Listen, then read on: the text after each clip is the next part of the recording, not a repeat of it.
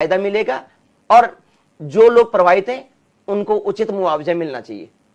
ठीक है, आप कह रहे हैं उचित मुआवजा मिलना चाहिए। ठीक है, शांति प्रसाद भट्ट जी हमारे साथ हैं, उत्तराखंड के उपाध्यक्ष। भट्ट जी, आपकी क्या राय है इस पर?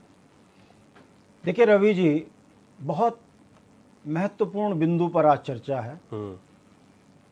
थोड़ा समय चाहिए।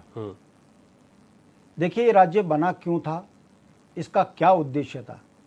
कल उत्तराखंड के अंदर लद्दाख से श्री सोनम वांगचुक आए थे और जो दर्द वो बोल के गए, मुझे लगता है उसकी सार्थकता आज इस डिबेट में दिखती हुई नजर आएगी। उत्तराखंड राज्य 9 नवंबर 2000 के बाद से विकास के लिए तड़फ रहा है और परिस्थितियां इतनी विकट हो चुकी हैं। मेरे क्षेत्र में बीन नदी का पुल, किमसार मोटर मार्ग के लिए जनता तरस रही है। सरकार 9 नवंबर से ही बोल रही है बनाएंगे बनाएंगे, नहीं बना। कारण वहां पर वन अधिनियम है। सिंगताली पुल 2006 में स्वीकृत हो गया, आज 25 में है, पुल नहीं बन रहा है। कारण भारतीय जनता पार्टी का एक माफिया, जिसके कारण स्वीकृत प्रोजेक्ट बंद पड़ा है। अब आ जाइए देहरादून। ये अस्थायी राजधानी है रवि जी। देहरादून नदियों से जाना जाता था। देहरादून की जो शहरी क्षेत्र है, मतलब नगरीय जो क्षेत्र है, इसमें 2 से 3 लाख आदमियों की कैपेसिटी वाला ये शहर था।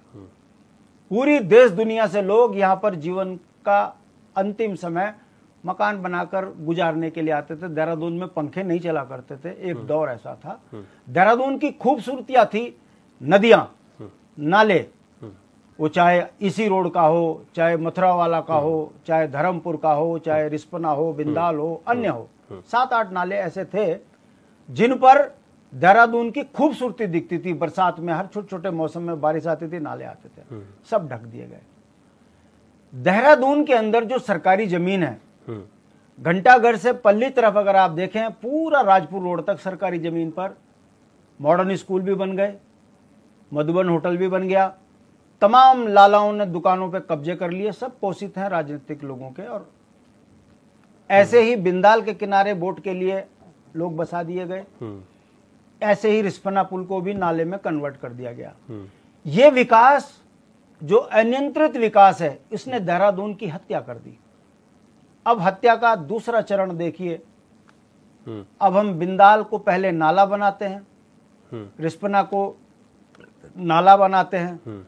कोई मुख्यमंत्री कहता है मैं ऋषि अपर्णा की इसको जो है सौंदर्यीकरण से जोड़ूंगा, लाखों पेड़ लगाऊंगा, ऋषिपर्णा। हाँ, और अब वहां पर एलिवेटर रोड बनाने की बात है। 2016 से प्रोजेक्ट चल रहा है, आज उजाड़ने की बात कर रहे हैं।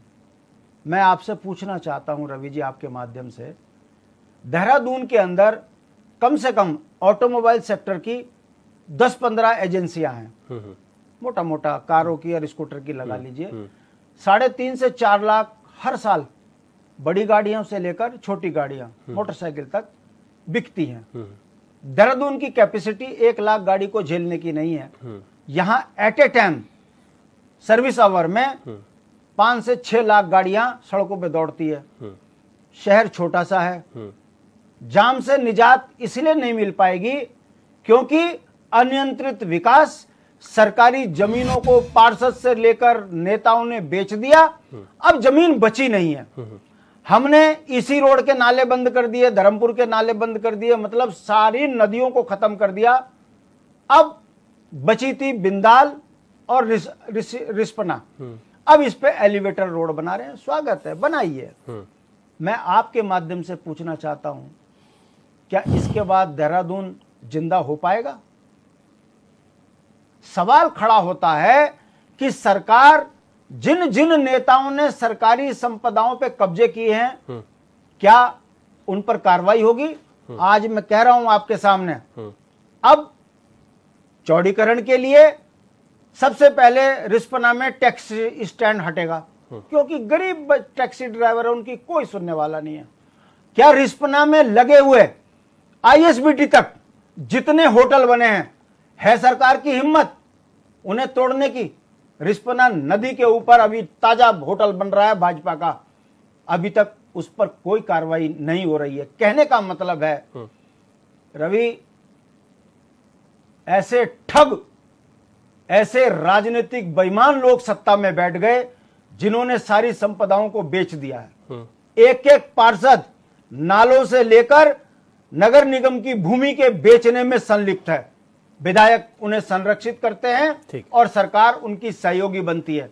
आज संकट आ गया उत्तराखंड के उन मूल नागरिकों के जीवन पे जो देहरादून में अपने बच्चों को पढ़ाने के लिए आए हुए हैं, नौकरी करने के लिए आए हैं। अब उनको उन सड़कों पे चलना मुश्किल हो रहा है और सरकार अब सपने दिखा रही है एलिवेटर रोड लगाकर जाम। मैं आपसे पूछना चाहता हूं, अगर आप 2006-7 के अखबार देखोगे, जब इसी रोड को बंद किया जा रहा था तब कह रहे थे जाम से मुक्ति मिलेगी, फिर वही जाम।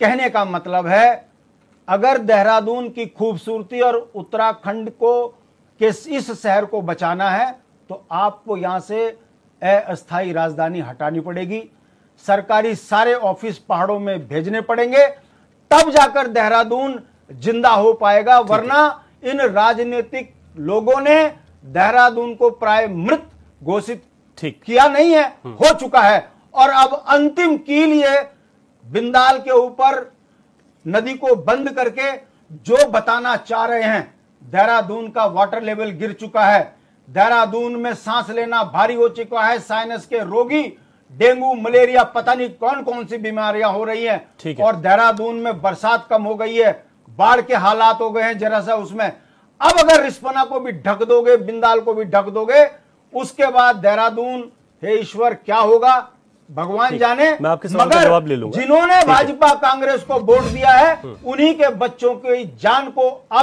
आफत इन नौकरी वालों, इन भाजपा और कांग्रेस वालों ने किया है। आज उसके परिणाम हमको भुगतने पड़ रहे हैं। मैं ये आपके ठीक है, आपकी बात आ गई, इसका जवाब ले लेंगे। हमारे साथ राजीव थपलियाल हैं, वरिष्ठ पत्रकार हैं।